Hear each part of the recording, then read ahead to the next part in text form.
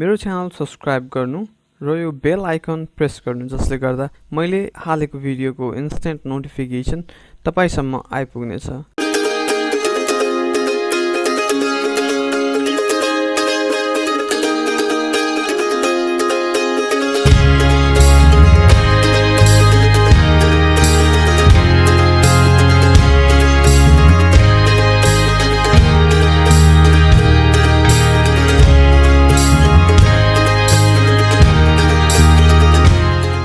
Hello everyone, आज म तपाईहरुलाई यो Intuos को ग्राफिक्स ट्याब्लेट अनबक्स गरेर देखाउन गइरहेको छु।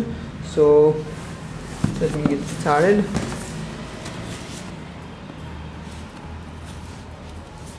एन्ड सो बक्स एकदम राम्रो छ।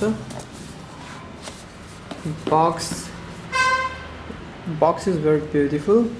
यो चाहिँ ग्राफिक्स डिजाइनरहरुको लागि है। सो oh, here's the bill. I'm not gonna show this thing. So okay, welcome to graphics tablet. So plain, there's nothing.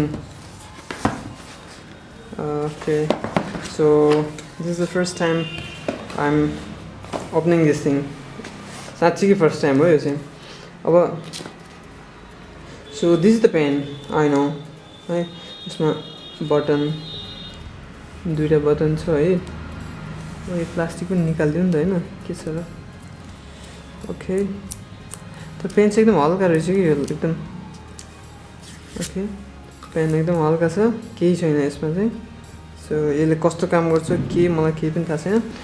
Simply what you write here it's gonna show on your screen. अनि यसमा चाहिँ अब के भने भन्दा यो पेनको gesture कतिको pressure गरिन्छ त्यो प्रेसर मेजर गरेर त्यही अनुसारको लाइट कलर अथवा त्यही अनुसारको डार्कनेस चाहिँ डिस्प्ले हुन्छ भन्ने चाहिँ मैले म्यानुअलमा देखाएको थिएँ। अब यो रह्यो हाम्रो tablet. Okay, so first let's see के छ यसमा चाहिँ। ओके, डाउनलोड सफ्टवेयर बन्द हुन्छ। यसलाई चाहिँ पहिला कम्प्युटरमा सफ्टवेयर हाल्नुपर्छ।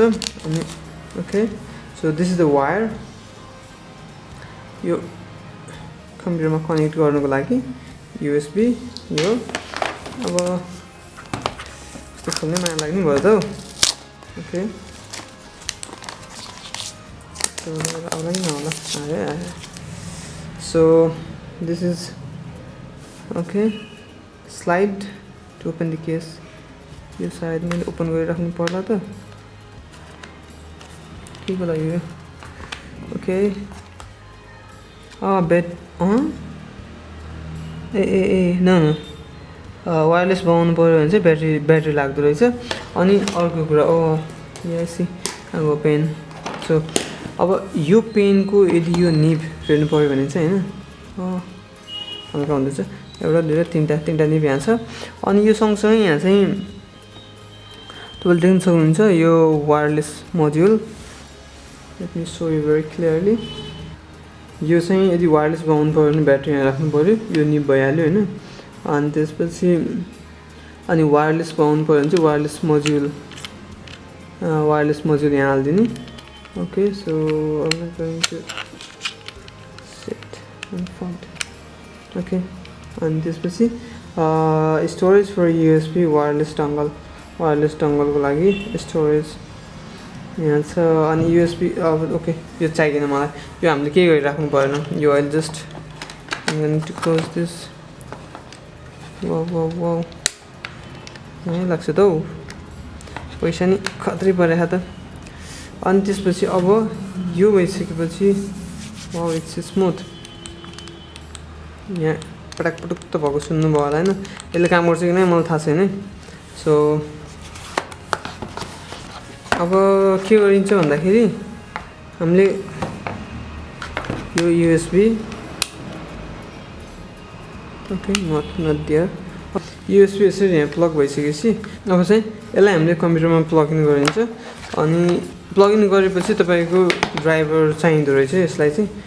सो ड्राइभरको लागि हामीसँग यहाँ यो के होला यसमा म्यानुअल अथवा CD. Okay, oh my god. Okay, manual छ, क्विक स्टार्ट गाइड छ यसमा, अनि सिडी छ।